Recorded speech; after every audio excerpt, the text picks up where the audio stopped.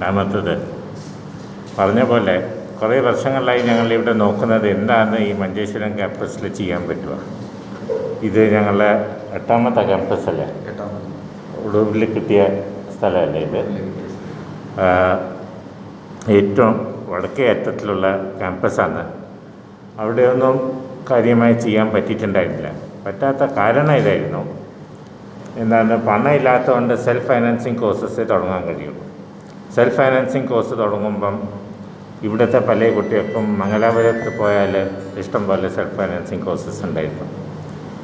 അതുകൊണ്ടായിരുന്നു അവിടെ അതിൻ്റെ തൊട്ടിട്ടൊരു ഡിഗ്രി കോളേജും ഉണ്ട്, ഗോവിന്ദപ്പൈ മെമ്മോറിയൽ ഗവൺമെൻറ് കോളേജും ഉണ്ട്. അതുകൊണ്ട് ഇപ്പം ഞങ്ങൾ തീരുമാനിച്ചത് പെട്ടെന്ന് പറഞ്ഞാൽ ഈ അക്കാഡമിക് ഇയർ തന്നെ അടുത്ത മാസം അവിടെ LLM കോഴ്സ് തുടങ്ങാൻ വേണ്ടിയിട്ട്. തുടക്കം LLM വെച്ചിട്ടാണ്. എന്താണെന്ന് വെച്ചാൽ LLMന് ഞങ്ങൾക്ക് ബാർ കൗൺസിൽ ഓഫ് ഇന്ത്യൻ്റെ അംഗീകാരത്തിൻ്റെ ആവശ്യമില്ല. അതൊരിക്കൽ കിട്ടിക്കഴിഞ്ഞതാണ് ഞങ്ങളെ തലശ്ശേരി ക്യാമ്പസിലുള്ള ലോ സെൻറ്ററിന്. അതുകൊണ്ട് അത് വെച്ചിട്ട് തന്നെ പെട്ടെന്ന് LLM course, criminal law and criminal justice സ്പെഷ്യലൈസേഷനുള്ള LLM കോഴ്സ് ഇവിടെ തുടങ്ങുമ്പം ഫീസ് വാങ്ങും. അത് എന്താ വലിയ കോസ്റ്റ് ഷെയറിങ് ബേസിസിലായിരിക്കും. പക്ഷേ അടുത്തുള്ള ഇപ്പം ഈ മംഗലാപുരത്തോ വേറെ സ്ഥലങ്ങളിലോ കിട്ടുന്ന, മംഗലാപുരത്താണ് ഏറ്റവും അടുത്തുള്ള LLM കോഴ്സ് ഉള്ളത്, അതിനെക്കാട്ടും എത്രയോ കുറവ് ഫീസായിരിക്കും ഞങ്ങൾ ആവശ്യപ്പെടുന്നത്. ഞങ്ങൾ ഈ ഫീസ് വാങ്ങുന്നത് ടീച്ചർമാരെ ശമ്പളം കൊടുക്കാൻ വേണ്ടിയിട്ട് മാത്രമാണ്. അപ്പം ഇത് വന്നപ്പം ഇവിടുത്തെ ആൾക്കാരും ഇവിടുത്തെ ജനങ്ങളിലും ഒക്കെ അവരോട് ചോദിച്ചിട്ട് തന്നെയാണ് ഇത് തുടങ്ങുന്നത്. ഏതാണ് LLM വേണ്ടത്, BCom വേണ്ടത് ചോദിച്ചിട്ടായിരുന്നു ഞങ്ങൾ തുടങ്ങിയത്. അപ്പം എല്ലാവർക്കും ഞങ്ങൾക്ക് അറിഞ്ഞത് ഇവിടെ ഒരു ഡിമാൻഡ് ഉണ്ട് ഇങ്ങനത്തെ ഒരു കോഴ്സിന് വേണ്ടി, ഒരു LLM കോഴ്സിന് വേണ്ടി. അടുത്ത വർഷം ഇവിടെ LLB കോഴ്സും കാസർഗോഡ് ജില്ലയിൽ തുടങ്ങും. LLB പെട്ടെന്ന് തുടങ്ങാത്തത്, അതിന് ബാർ കൗൺസിൽ ഓഫ് ഇന്ത്യൻ്റെ ഇൻസ്പെക്ഷൻ ടീം വരും, എന്നിട്ട് അംഗീകാരം കിട്ടുള്ളൂ. അതുകൊണ്ടാണ് LLM പെട്ടെന്ന് തുടങ്ങുന്നത്. അടുത്ത വർഷം LLB കോഴ്സും തുടങ്ങും. അതേപോലെ എന്താണ്, കോമേഴ്സ് കോഴ്സും കൂടി, MCom അല്ലേ, MCOമും കൂടി തുടങ്ങേണ്ടതാണ് ഇപ്പം പ്ലാൻ. ഇത് ഈ വർഷമല്ല, അടുത്ത വർഷം. ഇതിൻ്റെ കൂടെ തന്നെ ഈ വർഷം തന്നെ ഇവിടുത്തെ ഇത് സപ്തഭാഷ മേഖലയെ സംഗമം ഭൂമി. അപ്പോൾ ഈ സപ്തഭാഷ പറയുന്ന ഇതിൽ ഈ എന്താണ്, നമ്മളെ centre for study of linguistic diversity, അതും ഇവിടെ തുടങ്ങാൻ പോവുക. അതൊരു റിസർച്ച് സെൻറ്റർ ആയിരിക്കും. പക്ഷേ അതിൽ അങ്ങനെ എന്താണ്, ഭാഷാ വൈവിധ്യ പഠന കേന്ദ്രമായിട്ട് പഠന കേന്ദ്രവും തുടങ്ങും. ഇപ്പം തന്നെ ഞങ്ങൾക്ക് ഇവിടെ ഇപ്പം പെട്ടെന്ന് റിട്ടയർ ചെയ്ത ടീച്ചേഴ്സ് ഉണ്ട് ഇവിടെ. എന്താണ്, ബിഹാരി ഭാഷയിലും അതിൻ്റെ എന്താണ് ഡിക്ഷണറിയൊക്കെ പ്രിപ്പയർ ചെയ്ത നമ്മളെ പ്രൊഫസർ ശ്രീധരൻ, AM ശ്രീധരൻ ഇപ്പം റിട്ടയർ ചെയ്തതേ ഉള്ളൂ. അപ്പം ഇതൊരു അത്യാവശ്യമുള്ള ഇതാണ്. ഇതിൻ്റെ ഈ കൾച്ചറൽ ഹെറിറ്റേജ് ഒന്ന് അതിൻ്റെ സംരക്ഷിക്കാൻ വേണ്ടിയിട്ട് ഈ ഭാഷാ വൈവിധ്യ പഠന കേന്ദ്രവും കൂടി തുടങ്ങും. അപ്പോൾ ഈ 3 പ്ലാനാണ് ഇപ്പോൾ ഞങ്ങൾക്കുള്ളത്. ആദ്യമായിട്ട് LLM, അത് കഴിഞ്ഞിട്ട് പിന്നെ ഭാഷാ വൈവിധ്യ പഠന കേന്ദ്രം, പിന്നെ അടുത്ത വർഷം LLBയും കോമേഴ്സിൻ്റെയും MCom കോഴ്സസും കൂടി തുടങ്ങാനാണ് ഇത്. അപ്പോൾ ഞങ്ങൾക്ക് ആവശ്യം ഇത്, ഈ ക്യാമ്പസ് കുറച്ച് റോഡ് വെട്ടിട്ടുള്ള ഒരു സ്ഥലത്താണ്. അതിനെ ഡെവലപ്പ് ചെയ്യാൻ വേണ്ടിയിട്ട് ഞങ്ങൾ റിക്വസ്റ്റ് ചെയ്തിട്ടുണ്ട് ഇവിടുത്തെ ഞങ്ങളെ ജനപ്രതിനിധി, ഇവിടുത്തെ MLA ശ്രീ അഷ്റഫിനോട്. അയാൾ പറഞ്ഞിട്ടുണ്ട് എല്ലാ സഹായം തരാം. അതേപോലെ ഇപ്പം ആവശ്യപ്പെട്ടവരൊക്കെ സഹായിക്കും പറഞ്ഞിട്ടുണ്ട്. ആ സഹായം അത്യാവശ്യമായിരിക്കും ഈ സെൻറ്റർ മുന്നോട്ട് പോകാൻ വേണ്ടിയിട്ട്. ഇവരൊക്കെ നിങ്ങളെയൊക്കെ സഹായത്തിൻ്റെ ആവശ്യമാണ്. അതാണ് എനിക്ക് ഇതിൽ പറയാനുള്ളത്. വേറെ വല്ലതുണ്ടോ? ഇതല്ലേ ഉള്ളൂ മീൻ ഇപ്പോൾ ഇതേ ഉള്ളൂ. കണ്ണൂർ സർവകലാശാലയുടെ 8 ക്യാമ്പസുകളിൽ ഞങ്ങളുടെ ഏറ്റവും പിന്നോക്ക മേഖലയിലുള്ളത് ഒന്ന് മഞ്ചേശ്വരം, ഒന്ന് മാനന്തവാടിയാണ്. മാനന്തവാടി ക്യാമ്പസ് മഞ്ചേശ്വരത്തേക്കാൾ മെച്ചപ്പെട്ട രീതിയിൽ വികസിപ്പിച്ച് കഴിഞ്ഞിട്ടുണ്ട്. അതിൻ്റെ ഏറ്റവും പുതിയ അക്കാദമിക് ബ്ലോക്കും ട്രൈബൽ വോയിസ് ഹൗസിലും ഒക്കെ ഈ 16-ാം തീയതി മുഖ്യമന്ത്രി ഉദ്ഘാടനം ചെയ്യുക. മഞ്ചേശ്വരം ക്യാമ്പസിനെ സംബന്ധിച്ചിടത്തോളം ഒരു 10 ഏക്കർ ക്യാമ്പസും അതിൻ്റെ ഒരു ഭാഗം ഡെവലപ്പ് ചെയ്തൊരു കെട്ടിടവും തയ്യാറായിട്ടുണ്ട്. പക്ഷെ അതിനുശേഷം അവിടെ പല കാരണങ്ങളാൽ ഒന്നും തന്നെ ചെയ്യാൻ കഴിഞ്ഞിട്ടില്ല. ഇനിയും വൈകാതെ തുടങ്ങുക എന്നുള്ളതാണ് ലക്ഷ്യം. അപ്പോൾ ഇതേ കാര്യം പറഞ്ഞുകൊണ്ട് തന്നെ മുഖ്യമന്ത്രിക്ക് ഞങ്ങൾ ഒരു പദ്ധതി സമർപ്പിച്ചിട്ടുണ്ട്. ഏറ്റവും നമ്മുടെ സംസ്ഥാനത്ത് തന്നെ ഏറ്റവും പിന്നോക്കമായ ഒരു പ്രദേശത്ത് ക്യാമ്പസിനെ മികച്ച രീതിയിൽ കൊണ്ടുവരണം എന്നുള്ള രീതിയിൽ അപ്പോൾ ഒരു 10 കോടി രൂപയുടെ പ്രത്യേക ധനസഹായം നമ്മൾ ചോദിച്ചിട്ടുണ്ട്. അപ്പോൾ അതുകൂടി ലഭ്യമാകുമ്പോൾ ക്യാമ്പസിൽ വരുന്ന അക്കാദമിക് വർഷമെങ്കിലും നമുക്ക് മികച്ച വൈവിധ്യമാർന്ന അക്കാദമിക് പ്രോഗ്രാംസ് സ്റ്റാർട്ട് ചെയ്യാൻ കഴിയും. അപ്പോൾ അടിസ്ഥാന സൗകര്യത്തിൻ്റെ വിപുലീകരണവും ചെയ്യാൻ കഴിയും. തൽക്കാലം ഇപ്പോൾ ബഹുമാനപ്പെട്ട വൈസ് ചാൻസലർ പറഞ്ഞതുപോലെ ഒരു കോസ്റ്റ് ഷെയറിംഗ് ബേസിലായിരിക്കും LLM പ്രോഗ്രാം തുടങ്ങുക. അങ്ങനെ കോസ്റ്റ് ഷെയറിംഗ് എന്ന് പറയുമ്പോഴും അധ്യാപകരുടെ ശമ്പളത്തിന് വേണ്ട കോസ്റ്റ് ഷെയർ ചെയ്യാൻ വേണ്ടി മാത്രമേ ഫീസ് നമ്മൾ ചാർജ് ചെയ്യുള്ളൂ. ഒരു സെൽഫ് ഫൈനാൻസിങ് കോളേജിൻ്റെ ലെവലിലേക്കൊന്നും പോകില്ല. പിന്നെ പരമാവധി വിദ്യാർത്ഥികൾക്ക് ഈ ഗ്രാൻസും മറ്റ് സ്കോളർഷിപ്പ് പിന്തുണയും വാങ്ങി നൽകാനുള്ള ശ്രമവും സർവകലാശാലയുടെ ഭാഗത്ത് ഉണ്ടാവും. യൂണിവേഴ്സിറ്റി ഡിപ്പാർട്ട്മെന്റ് പോരാവില്ലല്ലോ, ഡിപ്പാർട്ട്മെന്റിന്റെ ഉണ്ടാക്കിയിട്ടില്ലല്ലോ. അൺഎയ്ഡഡ് ആണെങ്കിലും ഡിപ്പാർട്ട്മെൻറ്റിൻ്റെ ഏകദേശം അതിൽ ഇപ്പം ഞങ്ങൾക്ക് വേറെ ഇങ്ങനത്തെ കോഴ്സസ് ഉണ്ട്. ഇപ്പോൾ പാലയാട് തന്നെ ഇൻഫർമേഷൻ ടെക്നോളജീൻ്റെ ഒരു കോഴ്സ് ഉണ്ട് അല്ലേ. പിന്നെ അതേപോലെ നീലേശ്വരത്ത് ബിസിനസ് മാനേജ്മെൻറ്റിൻ്റെ ഒരു കോഴ്സ് ഉണ്ട്, മാങ്ങാട്ട് പറമ്പുണ്ട്. അപ്പോൾ ഇവിടുത്തെ കുട്ടികൾക്കും ഈ ഗ്രാൻസ് കിട്ടും. സിലബസും ഒന്നായിരിക്കും, യൂണിവേഴ്സിറ്റി ഉണ്ടാക്കുന്ന സിലബസാണ്. എന്താണ് എന്ന് പറയാൻ പറ്റില്ല, അൺഎയ്ഡഡ് അല്ല, എയ്ഡഡ് ആയിരിക്കും. മറ്റു പഠന വകുപ്പുകൾക്ക് നൽകുന്ന അതേ പിന്തുണ ഇവിടെ നൽകും. നമുക്ക് സ്ഥിരം അധ്യാപകരെ കണ്ടെത്തേണ്ടി വരും, അതിന് സർക്കാരിൻ്റെ അനുമതി വേണ്ടി വരും. അപ്പോൾ ആ കോൺട്രാക്റ്റുള്ള അധ്യാപകരെ നമുക്ക് UGC പറയുന്ന അനുസരിച്ചുള്ള യോഗ്യതയുള്ളവരെ എടുക്കുമ്പോൾ അതിനനുസരിച്ചിട്ടുള്ള ഇപ്പോൾ ഒരു നിങ്ങൾക്കറിയാമല്ലോ, ഒരു പ്രൈവറ്റ് സെൽഫ് ഫൈനാൻസിങ് കോളേജിൽ ഒരു അധ്യാപകന് എത്രയും ശമ്പളം. പക്ഷേ യൂണിവേഴ്സിറ്റിയുടെ സെൽഫ് ഫൈനാൻസിങ് അല്ലെങ്കിൽ കോസ്റ്റ് ഷെയറിംഗ് സമ്പ്രദായത്തിലാവുമ്പോൾ അത് കഴിയില്ല. UGC പറയുന്ന യോഗ്യതയുള്ളവരെ വെക്കണം, UGC പറയുന്ന മാനദണ്ഡം അനുസരിച്ച് ശമ്പളം കൊടുക്കണം. അവരുടെ നിയമനം സ്ഥിരമല്ല എന്ന് മാത്രമേ ഉള്ളൂ. അപ്പോൾ അതിൽ മാത്രമേ നമുക്ക് ബുദ്ധിമുട്ടുള്ളൂ. ബാക്കി എല്ലാ കാര്യങ്ങളിലും ഈ എയ്ഡഡ് തന്നെയായിരിക്കും, സർവകലാശാലയുടെ ധനസഹായത്തോട് തന്നെയായിരിക്കും എല്ലാം മെയിൻറ്റെയിൻ ചെയ്യുക. വിദ്യാർത്ഥികളെ സംബന്ധിച്ചിട്ട് അത് എയ്ഡഡ് പോലെ തന്നെയാണ്. പക്ഷേ അധ്യാപകർ റെഗുലർ ടീച്ചേഴ്സ് ആയിരിക്കില്ല, അവർ കോൺട്രാക്റ്റിലായിരിക്കും. അവർക്കുള്ള ശമ്പളവും ഫീസ് എന്താണെന്ന് അറിയാനോ? Fees on contract, yearly contract, ഗസ്റ്റായിട്ടായിരിക്കില്ല, ഒരു വർഷം മുഴുവൻ കോൺട്രാക്റ്റിൽ. സാധാരണഗതിയിൽ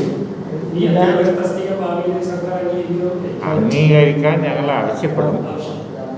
നിലവിൽ തന്നെ സംസ്ഥാനത്തുള്ള സർവകലാശാലകളിൽ ഏറ്റവും കുറച്ച് അധ്യാപകരുള്ള ഒരു സർവകലാശാലയാണ് കണ്ണൂർ സർവകലാശാല. 80ഓളം അധ്യാപകരാണ് ഇപ്പോൾ സ്ഥിരമായിട്ടുള്ളത്. ഇപ്പോൾ നിലവിൽ ഞങ്ങൾ കൂടുതൽ തസ്തികൾക്ക് വേണ്ടി സർക്കാരിൽ നിരന്തരം സമ്മർദ്ദം ചെലുത്തുന്നുണ്ട്. പഠന വകുപ്പുകളിൽ പലതും അധ്യാപകരുടെ എണ്ണം, സ്ഥിരം അധ്യാപകരുടെ എണ്ണം കുറവുള്ള പഠന വകുപ്പുകളുണ്ട്. അപ്പോൾ പുതിയ തസ്തികകൾ കിട്ടുമ്പോൾ അതിൻ്റെ ഡിസ്ട്രിബ്യൂഷൻ ഉണ്ടാകും. ആ ഡിസ്ട്രിബ്യൂഷൻ നമുക്ക് മഞ്ചേശ്വരം ക്യാമ്പസിന് അർഹമായ പരിഗണന ഉണ്ടാകും. ഈ വർഷം നമ്മുടെ LLM പ്രോഗ്രാം നിലവിലുള്ള നമ്മുടെ സാഹചര്യം അറിയാമല്ലോ, ഓൺലൈൻ എഡ്യൂക്കേഷനാണ്.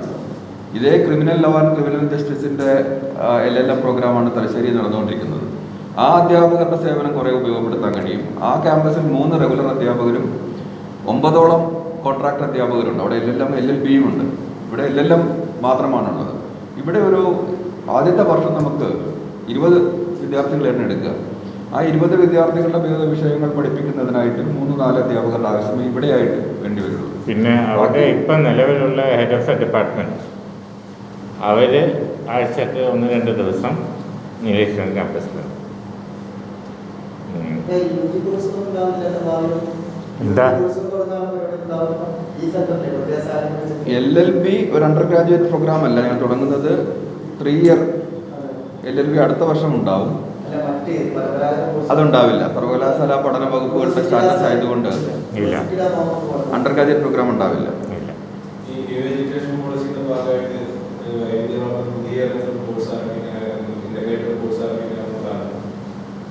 ന്യൂ എഡ്യൂക്കേഷൻ പോളിസിൻ്റെ ഭാഗമായിട്ട് ഈ വൈവിധ്യമാർന്ന പുതിയ കോഴ്സുകളുണ്ടല്ലോ, പ്രൊഫഷണൽ ആയിട്ടുള്ള ഇപ്പോൾ ഞങ്ങളാണെങ്കിൽ തന്നെ ആർട്ടിഫിഷ്യൽ ഇന്റലിജൻസ് ഒരു കോഴ്സ് ഉണ്ട്.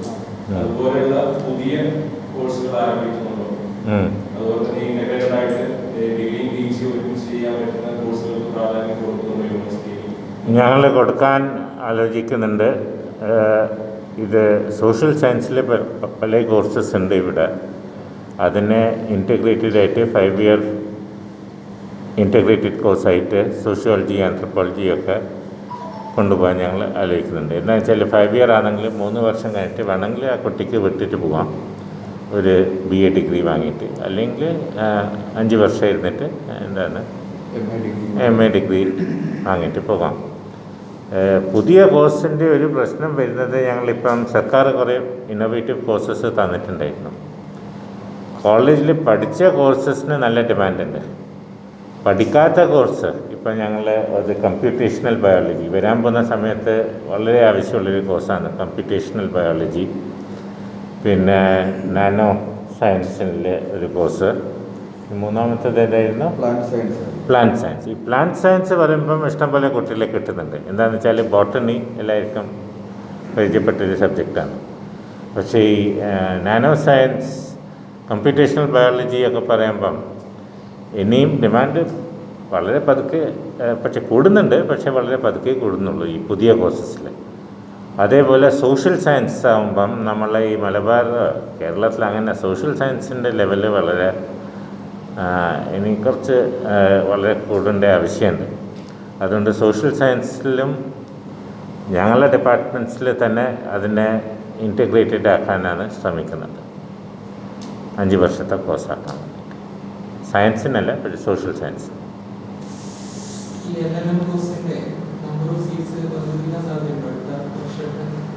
ഇല്ല, ഇത് ബാർ കൗൺസിൽ തീരുമാനിക്കുന്നതാണ്. 20 സീറ്റ് വേണം, 20 കുട്ടികൾ എങ്ങനെയും വേണം, എന്നാലേ ആ കോഴ്സ് നടക്കുള്ളൂ.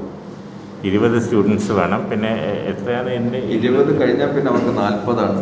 അവർ തീരുമാനിക്കുന്നത്. അവര് പിന്നെ ഗൈഡ് ലൈൻസ് ഉണ്ടാവും. നിലവിൽ പാലയാട് സ്കൂൾ ഓഫ് ലീഗൽ സ്റ്റഡീസിലെ LLM പ്രോഗ്രാമിന് അതുണ്ട്. അത് വെച്ച് തന്നെ ഇവിടെ തുടങ്ങാൻ കഴിയും. അതേസമയം 3 ഇയർ LLB അടുത്ത വർഷം തുടങ്ങുമ്പോൾ അതിന് പ്രത്യേക അംഗീകാരം ബാർ കൗൺസിലിൻ്റെത് വേണ്ടി വരും. അതിന് ഈ വർഷം തന്നെ നമ്മൾ അപേക്ഷിക്കണം. ഈ ഡിസംബറിന് മുമ്പ് ഫീസ് അടച്ച് അപേക്ഷ സമർപ്പിക്കണം.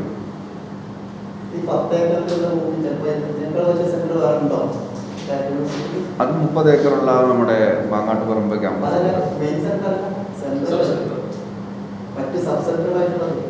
മറ്റ് ക്യാമ്പസുകളിൽ ഉണ്ട്. മാനന്തവാടിയിലുണ്ട്, തലശ്ശേരിയിൽ 10 ഇല്ല, 8 നീലേശ്വരത്തുണ്ടോ? നീലേശ്വരത്തുണ്ട്, നീലേശ്വരത്തുണ്ട്, മാനന്തവാടിയുണ്ട്, ഇവിടെയുണ്ട്.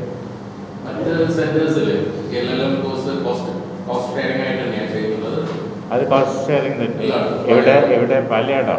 അല്ല, പാലയാട് ഇത് റെഗുലർ കോസ്റ്റ്. പാലയാട്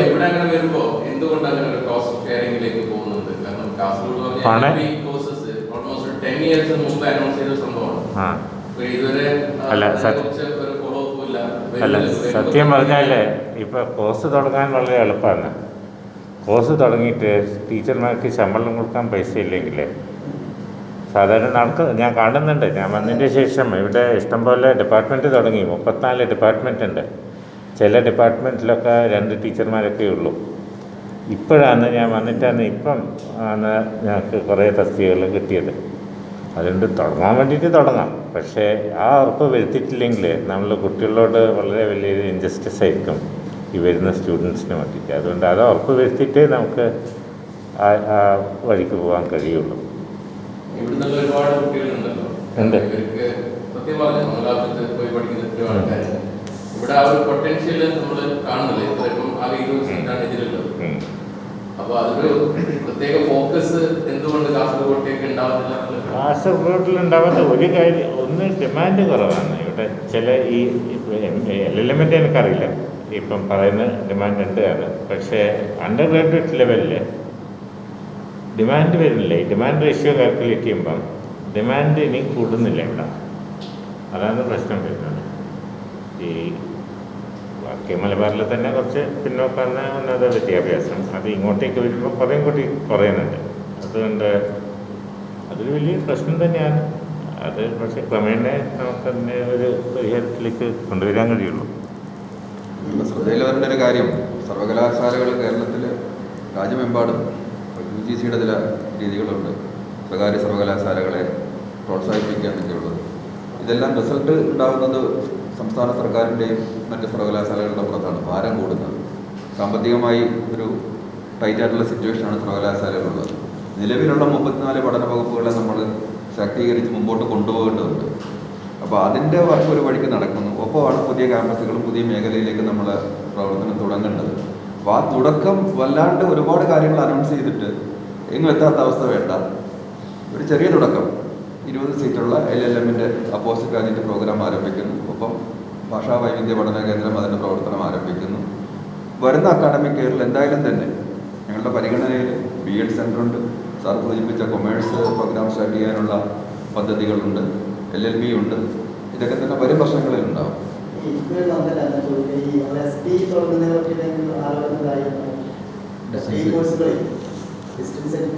ഡിസ്റ്റൻസ് എഡ്യൂക്കേഷൻ്റെ അംഗീകാരം ഞങ്ങൾക്കില്ല ഇപ്പം. കേരളത്തിൽ ഈ വടക്കേ മലബാർ മേഖലയിൽ കോഴിക്കോട് കഴിഞ്ഞിട്ട് എവിടെയില്ല, കോഴിക്കോട് തുടങ്ങിയിട്ട്. അതുകൊണ്ട് ഇക്കൊല്ലം ശ്രീനാരായണ ഗുരു ഓപ്പൺ യൂണിവേഴ്സിറ്റി വരുന്നവരെ ഞങ്ങൾ പ്രൈവറ്റ് രജിസ്ട്രേഷൻ തുടങ്ങി. ഈ അടുത്ത മാസം തന്നെ പ്രൈവറ്റ് രജിസ്ട്രേഷൻ വഴിക്ക് അത് അനൗൺസ് ചെയ്യും. അതിന് എന്ത് പറഞ്ഞാലും ആ പേര് മാറി, അതിന് SD പറയാൻ കഴിയില്ല.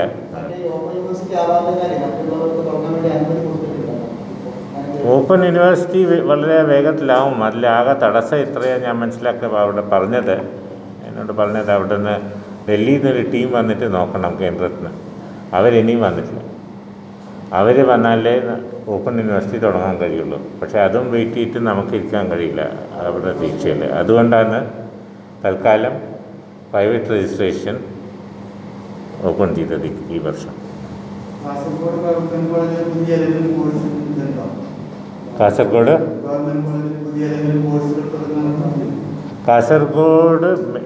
ഡിസ്ട്രിക്റ്റിൽ കൊടുത്തിട്ടുണ്ട്. ഈ ഗവൺമെൻറ് കോളേജിലല്ല കൊടുത്തത്, നമ്മൾ കൊടുത്തത് കരിന്തളത്തിലാണ്.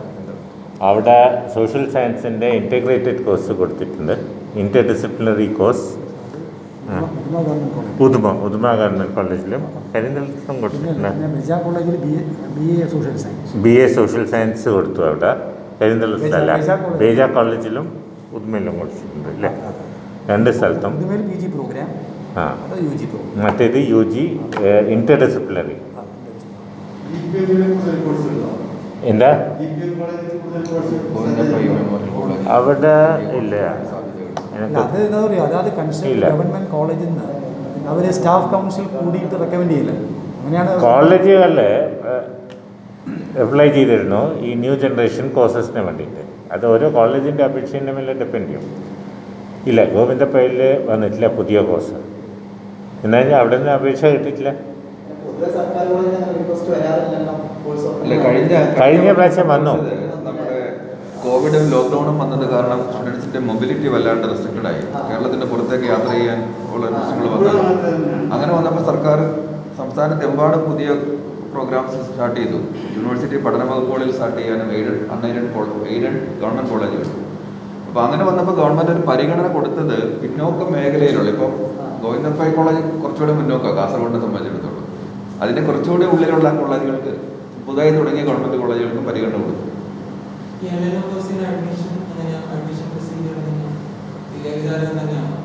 നിലവിൽ ഒരു എൻട്രൻസ് ഉണ്ട് ഞങ്ങൾക്ക്. എൻട്രൻസ് എക്സാം എഴുതിയിട്ട് ഈ അടുത്ത മാസം, ഇത് ഓഗസ്റ്റ് മാസത്തിൽ നമുക്ക് ഓഗസ്റ്റ് ഒടുവിലെ നോട്ടിഫിക്കേഷൻ.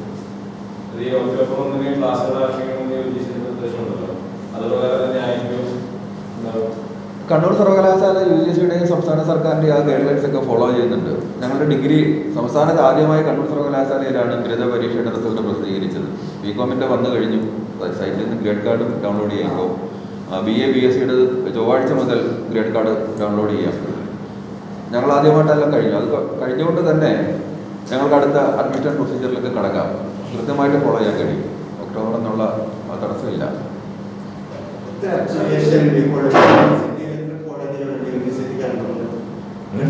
കണ്ണൂർ യൂണിവേഴ്സിറ്റിയുടെ കണ്ണൂർ, കാസർഗോഡ്, വയനാട് ജില്ലയിലെ മാനന്തവാടി താലൂക്കാണ് നമ്മുടെ ജൂറിസ്ഡിക്ഷൻ. അതിൽ 110ഓളം കോളേജുകളാണുള്ളത്. അതിൽ സെൽഫ് ഫൈനാൻസിംഗ് കൊണ്ട് എയ്ഡഡ് ഗവൺമെൻറ് കോളേജസ് ആണ്.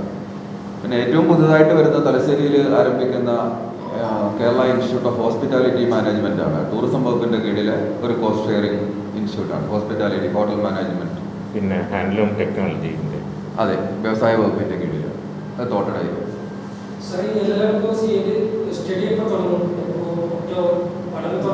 ഓഗസ്റ്റ് ഒടുവിലാകുമ്പോഴത്തേക്ക് ഞങ്ങൾ അനൗൺസ് ചെയ്യും. ഓഗസ്റ്റ് ഈ മാസം ആയല്ലോ, ഓഗസ്റ്റ് ആയില്ലേ? ഈ മാസം ഒടുവിൽ ഞങ്ങൾ അത് നോട്ടിഫൈ ചെയ്യും. ആ, അതിന് മുമ്പ് ഒക്ടോബർ ആകുമ്പോഴത്തേക്ക് എന്തായാലും തുടങ്ങും.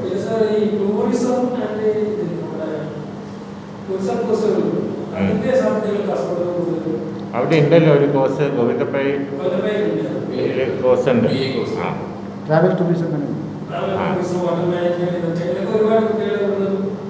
ട്രാവൽ ടൂറിസത്തിൻ്റെ അതാണ് ഇപ്പോൾ തലശ്ശേരി എന്ന് വരുന്നത്. ഹോട്ടൽ മാനേജ്മെൻറ്റ്, ഹോട്ടലിയറിംഗ് അല്ലേ? ഹോസ്പിറ്റാലിറ്റി ഹോട്ടൽ മാനേജ്മെൻറ്റ് അത് വരുന്നുണ്ട്. ഇവിടെ പിണറായി ധർമ്മടം മണ്ഡലത്തിലാണ് അതിൻ്റെ പെർമനന്റ് ക്യാമ്പസ് ഒക്കെ വരുന്നത്. തൽക്കാലത്തേക്ക് ഇപ്പോൾ തലശ്ശേരിയിലെ ഇൻഫ്രാ പാർക്കിൽ ട്രാൻസ്ഫർ ക്യാമ്പസ് സെറ്റ് ചെയ്തിട്ടുണ്ട്. നമ്മളെ ഈ ക്യാമ്പസ് ഗോവിന്ദപ്പൈ കോളേജിന് സമീപത്ത്, അതിൻ്റെ തൊട്ടിട്ടാണ്. ഇത് ഗോവിന്ദപ്പൈ കോളേജിൻ്റെ സ്ഥലമായിരുന്നു.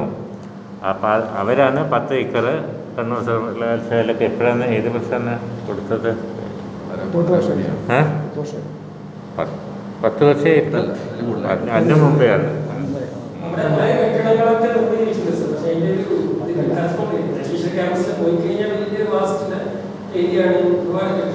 ഇല്ല, ഒരു കെട്ടിടേ ഉള്ളൂ. അത് കോളേജിലായിരിക്കും, വലിയ കോളേജില്ല. ഞങ്ങളുടെ ക്യാമ്പസ് യൂണിവേഴ്സിറ്റിയുടെ സെൻറ്റർ ആ കോളേജിന് മുന്നെയാണ്. കുറച്ചും കൂടി അകത്തേക്ക് കയറിയിട്ടാണ്, മെയിൻ റോഡിൽ നിന്ന് അകത്തേക്ക് കടന്നിട്ടാണ്. അവിടെ ഒരു കെട്ടിടമേ നമ്മുടേതായിട്ടുള്ളൂ. അതാണ് ഇപ്പം ഞങ്ങൾ ഈ പ്രസ് കോൺഫറൻസ് കഴിഞ്ഞിട്ട് അങ്ങോട്ടേക്ക് പോയിട്ട് അവിടെ എഞ്ചിനീയറിംഗ് വിളിച്ചിട്ടുണ്ട്. ബാക്കി ഏരിയ അവിടെ ഒരു ബിൽഡിംഗ് ഉണ്ട്. ആ ബിൽഡിങ് വരുന്ന സമയത്ത് ഫൗണ്ടേഷനൊക്കെ നല്ലതുണ്ട്. അതുകൊണ്ട് ഇപ്പോൾ ഗ്രൗണ്ട് ഫ്ലോർ മാത്രമേ ഉള്ളൂ. ഇനി പണം കിട്ടുമ്പോൾ അതിൻ്റെ കൂട്ടാം, അതിൻ്റെ ഹൈറ്റ് കൂട്ടാം. 2nd, 3rd ഫ്ലോറും വരാറില്ല. 1st, 2nd ഫ്ലോറും വരാം ആ നിലവിലുള്ള കെട്ടിടത്തിൽ. അതേപോലെ എൻ്റെ ബാക്കിലുള്ള ബാക്കി സ്ഥലത്ത് ഏകദേശം ഒരു 9 ഏക്കർ 9.5 ഏക്കർ ബാക്കി ഉണ്ടാവും സ്ഥലം. അവിടെ എന്തൊക്കെയാണ് ചെയ്യാൻ കഴിയുക അതിപ്പം പോയി നോക്കിയിട്ട്. അവിടെ സ്പോർട്സിൻ്റെ ആണെങ്കിൽ, അതായത് മറ്റേത് അവിടെ ഈ ഗ്രൗണ്ടിൻ്റെ ലെവലിംഗ് ഒക്കെ ചെയ്താൽ സ്പോർട്സ് മേഖലയിൽ ഇങ്ങോട്ടേക്ക് തലശ്ശേരി ഞങ്ങൾക്ക് വലിയൊരു സ്പോർട്സ് ഡിപ്പാർട്ട്മെൻ്റ് ഉണ്ട് തലശ്ശേരിയിൽ, മാങ്ങാട്ട് പറമ്പുണ്ട്. പക്ഷേ ഈ ഭാഗത്ത് സ്പോർട്സിൻ്റെ അത്ര വലിയൊരു സെൻറ്ററൊന്നും ഇല്ല. അതുകൊണ്ട് ഇവിടുന്ന് ഇതൊരു ഫീഡർ ഏരിയ ആയിട്ട് എടുക്കണമെങ്കിൽ ഒരു സ്കെലിറ്റൽ ഇൻഫ്രാസ്ട്രക്ചർ സ്പോർട്സിൻ്റെയും കൂടി അവിടെ തയ്യാറാക്കേണ്ടി വരും. അതും കൂടി ഒന്ന് നോക്കാം.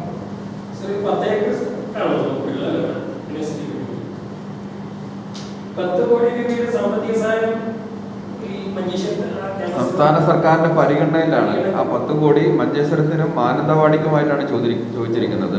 മാനന്തവാടി മഞ്ചേശ്വരത്തെ സംബന്ധിച്ചിടത്തോളം മികച്ച രീതിയിൽ 3-4 പഠന വകുപ്പുകളും ഹോസ്റ്റലുകളും സൗകര്യങ്ങളും ഒക്കെ ആയിട്ടുണ്ട്. ഇനി കൂടുതൽ ഫോക്കസ് വേണ്ടത് മഞ്ചേശ്വരത്തിനാണ്. ആ സഹായം അത് പരിഗണനയിലാണ്, അത് സജീവ പരിഗണനയിലാണ്. തുടക്കത്തിൽ ഉണ്ടാവില്ല, വരും വർഷങ്ങളിൽ അത് തയ്യാറാക്കിയേ കഴിയുള്ളൂ. എന്ന് വെച്ചാൽ ഹോസ്റ്റൽ സൗകര്യം പറയുമ്പോൾ നമ്മളെ നീലേശ്വരത്തെ ക്യാമ്പസ് ഉണ്ട്, കാസർഗോഡ് ഡിസ്ട്രിക്ട് തന്നെയാണല്ലോ. അവിടെ ഹോസ്റ്റലിൻ്റെ ഡിമാൻഡ് കുറവാണ്. കുറേ റൂമുകൾ ഖാലിയില്ല.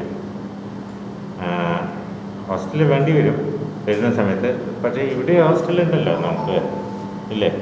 നമ്മളെ കാസർഗോഡ് ഹോസ്റ്റലുണ്ട്.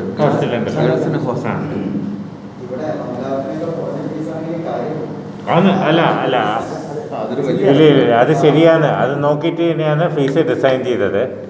അവിടെ എന്നോട് പറഞ്ഞത് 40, 42, 45 ഒക്കെയാണ് വാങ്ങുന്നത്. ഞങ്ങളുടെ ഇവിടെ ചുരുക്കിയിട്ട് ഞങ്ങൾക്ക് ഇവരെ ശമ്പളം കൊടുക്കണം. നല്ല ശമ്പളം കൊടുത്താലേ ടീച്ചറെ കിട്ടുള്ളൂ. അതുകൊണ്ട് ആ ശമ്പളത്തിൻ്റെ പണം വാങ്ങും, ഇലക്ട്രിസിറ്റീൻ്റെ പണം വാങ്ങും. അത്രേ ക്യാമ്പസ് നടന്നു പോകേണ്ടത്. ബാക്കി ഇൻഫ്രാസ്ട്രക്ചർ ഇപ്പോൾ കമ്പ്യൂട്ടറും അതും ഇതും അതൊക്കെ യൂണിവേഴ്സിറ്റി തന്നെയാണ് പ്രൊവൈഡ് ചെയ്യുക. പക്ഷേ ഈ റണ്ണിങ് എക്സ്പെൻഡിച്ചർ, ഈ എന്താണ് റിക്കറിങ് എക്സ്പെൻഡിച്ചർ, അത് ഫീസിൽ നിന്നാണ് എടുക്കുക. എന്താണ് അല്ല അവിടത്തേക്കാട്ടും തീർച്ചയായിട്ടും കുറവാണ്. ഇല്ല ഇല്ല, അതിൻ്റെ ഏകദേശം പകുതിയേ ഉണ്ടാവുള്ളൂ.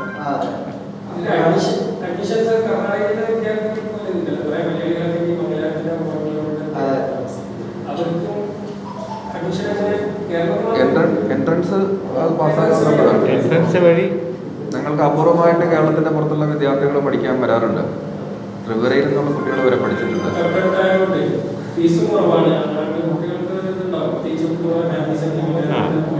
അല്ല, നമുക്കവിടെ നല്ല കുറച്ച് ഫെസിലിറ്റീസൊക്കെ കൊടുത്താൽ ഒരു എയർ കണ്ടീഷൻഡായിട്ട് 2-3 മുറി, ഓൺലൈൻ സംവിധാനം, കമ്പ്യൂട്ടർ, ലൈബ്രറി അതൊക്കെ കൊടുക്കുകയും ചെയ്യണം. അതിന് അനിവാര്യമായിട്ടും കൊടുക്കണം. അതൊക്കെ നല്ലോണം ഒന്ന് കൊടുത്താൽ എനിക്ക് തീർച്ചയായിട്ടും നമ്മൾ കുറേ കുട്ടികളുടെ ഡിമാൻഡ് ഉണ്ടാവുമായിരിക്കും. LLM കുറവായിരിക്കും. ഇതൊരിക്കൽ തുടങ്ങി കിട്ടിയാൽ LLB നമുക്ക് നല്ലതായി തുടങ്ങാം. അതിലായിരിക്കും കൂടുതൽ ഡിമാൻഡ് കുട്ടികൾക്ക്.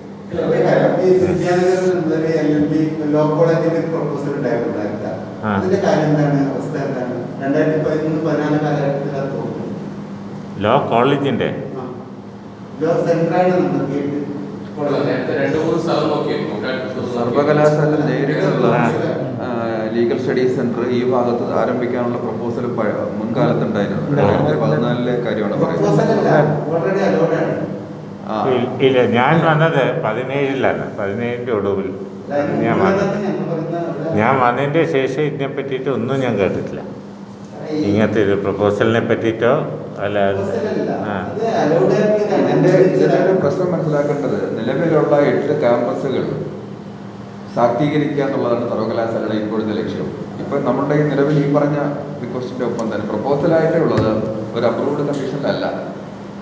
നിരവധി പ്രപ്പോസലുകൾ നമ്മുടെ ഈ 3 ജില്ലകളുടെ പല ഭാഗത്തു നിന്ന്, പ്രത്യേകിച്ച് പിന്നോക്ക മേഖലയിൽ നിന്ന്, ഇപ്പോൾ MP ഉൾപ്പെടെയുള്ളവർ ഇടപെട്ടിട്ട് സ്ഥലവും സൗകര്യങ്ങളും തരാം. ഇപ്പം ആറളം പോലുള്ള പിന്നോക്ക മേഖലയിൽ പഠന കേന്ദ്രം വേണം.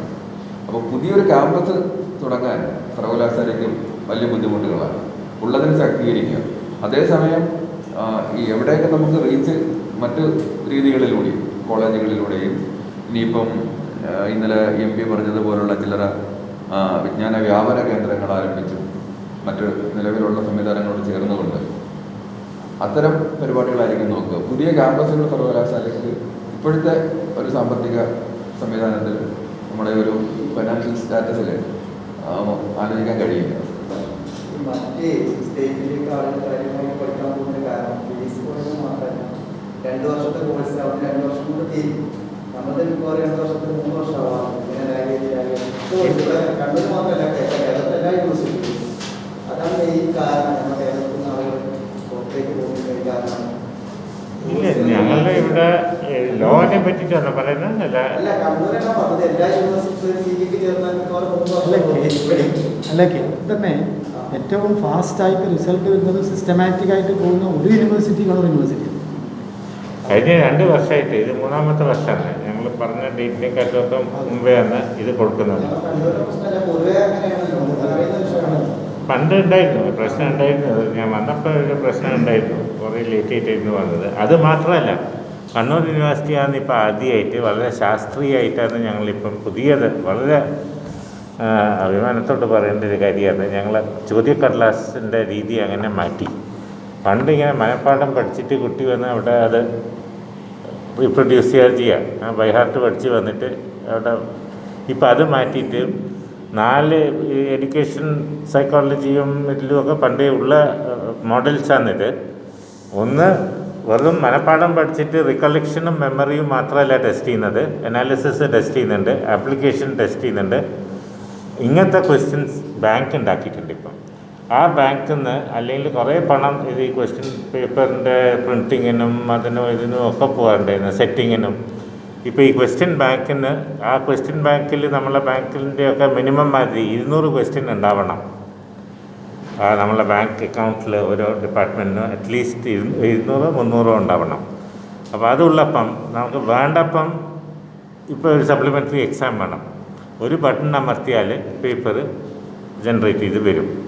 അത് ഈ ക്വസ്റ്റ്യൻ ബാങ്കിൽ ഇടുന്ന ഇപ്പം ഞാനിപ്പോൾ 10 ക്വസ്റ്റ്യൻ ഇട്ടിട്ടുണ്ട്, PVC 10 ക്വസ്റ്റ്യൻ ഇട്ടിട്ടുണ്ട്. അപ്പം ഞങ്ങൾക്കറിയില്ല ഞങ്ങളിട്ട ഏത് ക്വസ്റ്റ്യനാണെന്നല്ലേ വരാൻ പോകുന്നത്. അത് ആ കമ്പ്യൂട്ടർ പ്രോഗ്രാമാണ് റാൻഡമായിട്ട് എടുക്കുക.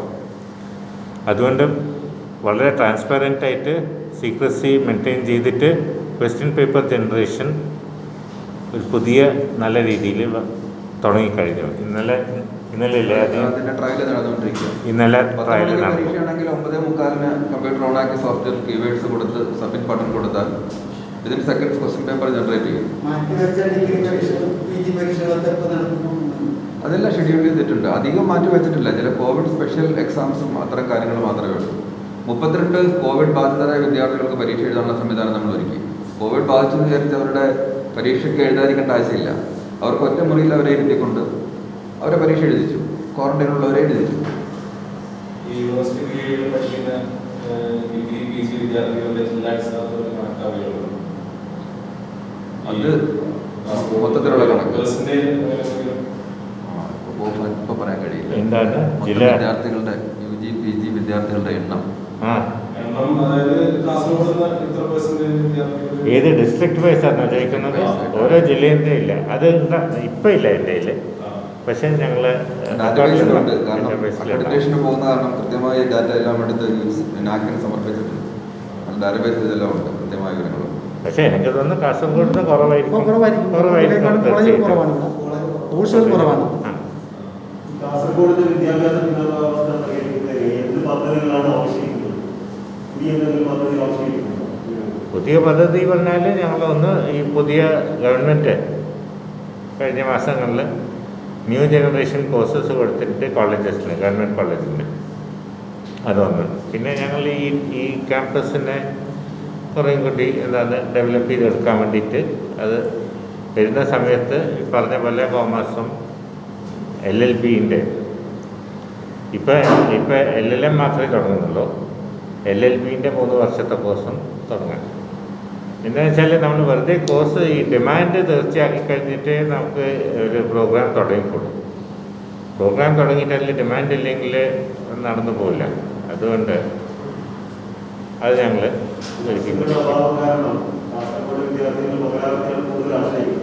അതാണ്. അതുകൊണ്ട് അത്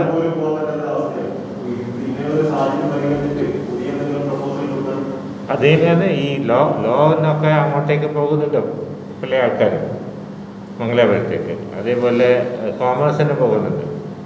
അപ്പോൾ ഈ കോഴ്സസാണ് ഇവിടെ തുടങ്ങാൻ പോകുന്നത്. അതിൻ്റെ തുടക്കം LLM ആയിട്ടാണ് തുടക്കം. അത് കഴിഞ്ഞിട്ട് LLBയും കോമേഴ്സും വേണം. വരും വർഷങ്ങളിൽ ഇപ്പം നമ്മൾ സർക്കാരിൽ നിന്ന് പ്രത്യേക ധനസഹായം ചോദിച്ചിരിക്കുകയാണ്. വരും വർഷങ്ങളിൽ സർവകലാശാലയുടെ ബജറ്റിൽ നിന്ന് തന്നെ കൂടുതൽ അലൊക്കേഷൻ മഞ്ചേശ്വരം ക്യാമ്പസിനുണ്ടാകും. കാരണം പ്രവർത്തനം തുടങ്ങുകയല്ലേ. അപ്പോൾ അധികം വൈകാതെ ഒരു കോളേജിൻ്റെ ലെവലിലേക്ക് കൂടുതൽ വിദ്യാർത്ഥികളും കൂടുതൽ മാസ്റ്റേഴ്സ് പ്രോഗ്രാംസ് ഒക്കെ ആയിട്ട് ഗവേഷണ പദ്ധതികളൊക്കെ ആയിട്ട് ക്യാമ്പസ് സജീവമാകും. പിന്നെ ഒരു കാര്യം കൂടി നിങ്ങളെ ചോദ്യത്തിൻ്റെ ഉത്തരമായിട്ട്, ഇപ്പോൾ ഗവൺമെൻറ് പുതിയ നോളജ് ഇക്കോണമീൻ്റെ മേലെയാണ് കേരളത്തിനെ ഒരു നോളജ് ഇക്കോണമി ആക്കി മാറ്റണമെന്നാണ് അവർ എന്താണ് ഒരു ഇത് ഉദ്ദേശം. ലക്ഷ്യം തൊഴിൽ സൃഷ്ടിക്കുക എന്നുള്ള ഗവൺമെൻറ് പദ്ധതിയാണ്. അപ്പം ഈ നോളജ് ഇക്കോണമി ആക്കുമ്പം സ്കിൽ ഡെവലപ്മെൻറ്റും ഇപ്പോൾ ഇവിടെ നിന്ന് ചെറുപ്പക്കാരൻ ഗൾഫിൽ പോയിട്ട് ഒരു 3 മാസം പണിയെടുത്തിട്ട് തിരിച്ചു വന്നു.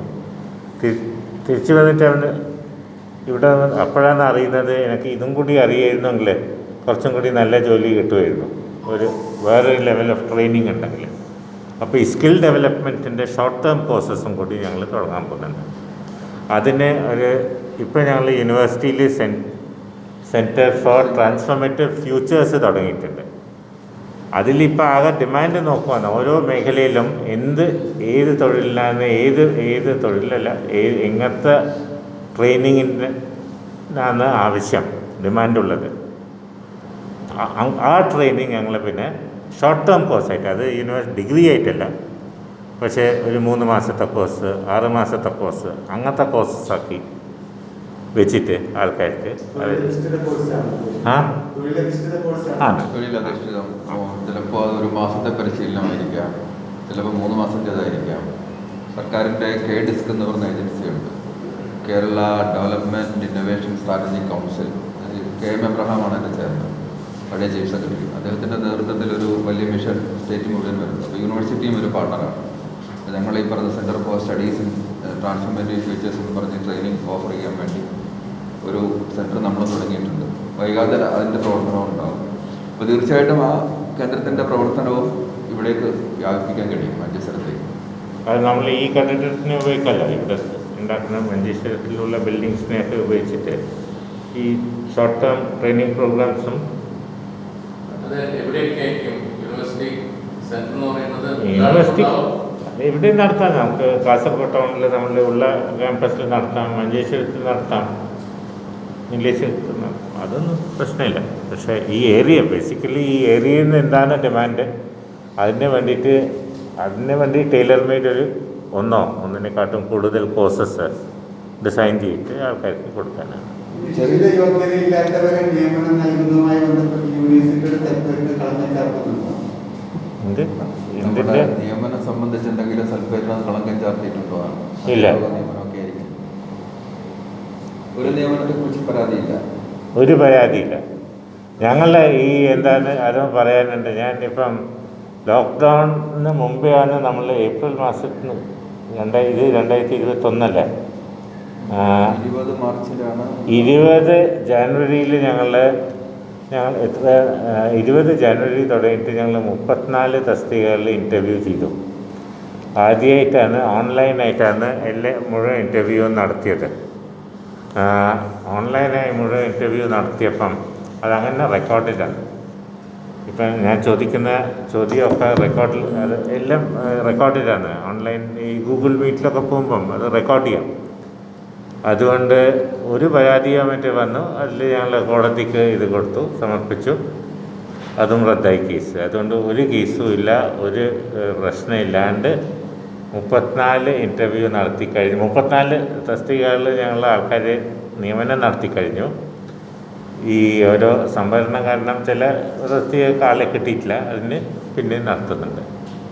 അതുകൊണ്ട് 2 മാസത്തിൽ അതും കൂടി കഴിയും. അപ്പോൾ എത്ര നമ്മളെ ഒന്നും ഉണ്ടാവില്ല, പിന്നെ ബാക്കി കാലി പോസ്റ്റ് ഒന്നും ബാക്കി ഉണ്ടാവില്ല.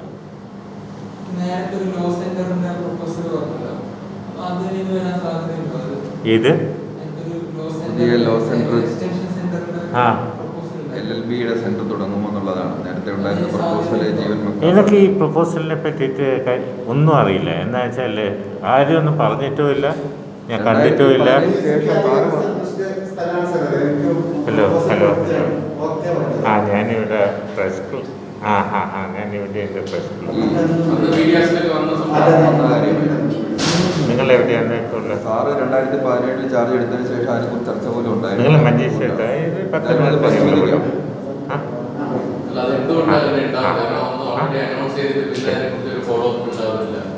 ഈ ക്യാമ്പസ് ഏതാണ്ട് 12 വർഷം മുമ്പ് സ്ഥലമെടുത്ത് കെട്ടിടം പണിയൊക്കെ തുടങ്ങിയതാണ്. അപ്പോൾ അതവിടെ ശൈശവാവസ്ഥയിൽ അങ്ങനെ കിടക്കുമ്പോൾ, ശൈശവാവസ്ഥയല്ല അതിൻ്റെ താഴെയാണ് എഴുതിയാണ്, അതങ്ങനെ കിടക്കുമ്പോൾ നമുക്ക് പുതിയൊരു കേന്ദ്രത്തിലേക്ക് പോകാൻ കഴിയില്ല. ആ ഒരു പ്രയോറിറ്റി സെറ്റ് ചെയ്യണമല്ലോ. ഇതിന് ശേഷം യൂണിവേഴ്സിറ്റി ഒന്ന് ഓരോ പഠന വകുപ്പും ശാക്തീകരിക്കപ്പെട്ടതിന് ശേഷം ഇതൊക്കെ ആലോചിക്കാം. എന്തായാലും കാസർഗോഡ് തന്നെ തുടങ്ങും. ഞങ്ങൾക്ക് ഇത് അവിടെ ഇപ്പോഴൊരു ബിൽഡിംഗ് ഉണ്ട്. കുറച്ചും കൂടി പണം കിട്ടിയാൽ ആ ബിൽഡിങ്ങിനെ കുറേ കൂടി നമുക്ക് വലുതാക്കാം, അതിനെ എക്സ്പാൻഡ് ചെയ്യാം. എന്നാൽ അവിടെ LLBയും തുടങ്ങാം. ഇതൊക്കെ ഡിപ്പെൻഡ് ചെയ്യും എന്താണ് നമുക്ക് റിസോഴ്സസിൻ്റെ. ഇവിടെ തന്നെ തുടങ്ങും പറഞ്ഞിട്ട് പണം ഇല്ലാണ്ട് തുടങ്ങാൻ കഴിയില്ല, അതാണ്. അപ്പോൾ ഈ ഫൈനാൻഷ്യൽ ഇതിൻ്റെ ബേസിസിൽ തുടങ്ങാം. അത് LLBക്ക് വേണ്ടിയിട്ട് ആ കെട്ടിടം കാട്ടും സ്ഥലം വേണ്ടി വരും, അത് പോരാ. ബാർ കൗൺസിൽ ബാർ കൗൺസിലിൻ്റെ നിർദ്ദേശങ്ങളുണ്ട്. ഇത്ര സ്ഥലം വേണം, മൂട്ട് കോർട്ടിന് ഇത്ര ഇത് വേണം, ഇത്ര ലൈബ്രറി വേണം, ഇത്ര സ്ഥലം വേണം. അത് പോരാ, LLB തുടങ്ങാൻ മതി. പുതിയ അൺഎയ്ഡഡ് കോളേജുകളിൽ അഫിലിയേഷനോട് റിക്വസ്റ്റ് ഈ വർഷം പുതിയ അൺഎയ്ഡഡ് കോളേജുകളുടെ അഫിലിയേഷൻ അത് സംബന്ധിച്ചൊരു കോടതി വിധിയൊക്കെ ഇപ്പോൾ ഉണ്ടല്ലോ.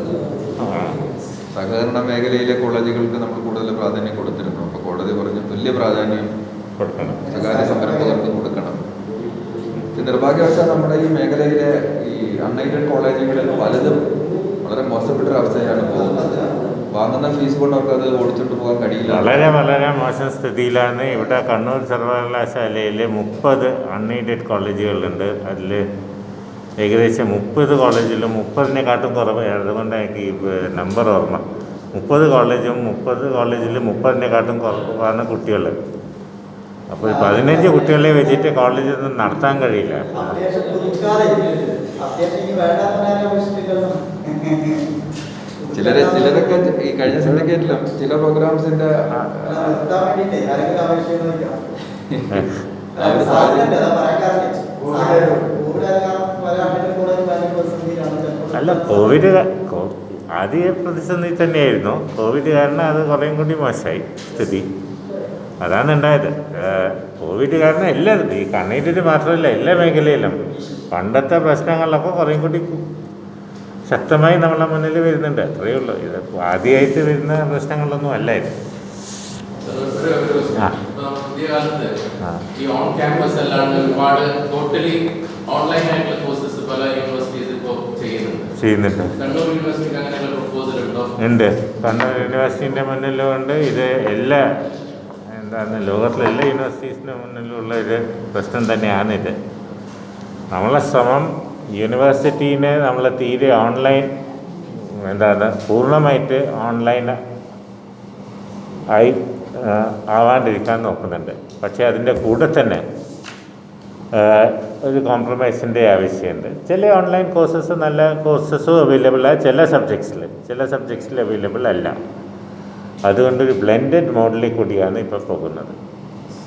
ഇനി വരാൻ പോകുന്ന സമയത്തും അങ്ങനെ തന്നെയായിരിക്കും. കോവിഡ് എനിക്ക് തോന്നുന്നത്, ഞാനിപ്പം പറയാൻ കഴിയില്ല, പക്ഷേ കോവിഡിൻ്റെ ഈ പ്രതിസന്ധി കടന്ന് പോയാലും കൂടി നമുക്ക് ഈ ബ്ലെൻഡഡ് മോഡലിൽ തന്നെയായിരിക്കും പോകുന്നത്. ഇവിടെ മാത്രമല്ല, എല്ലാ സ്ഥലങ്ങളിലും. ശരി എന്നാൽ താങ്ക് യു.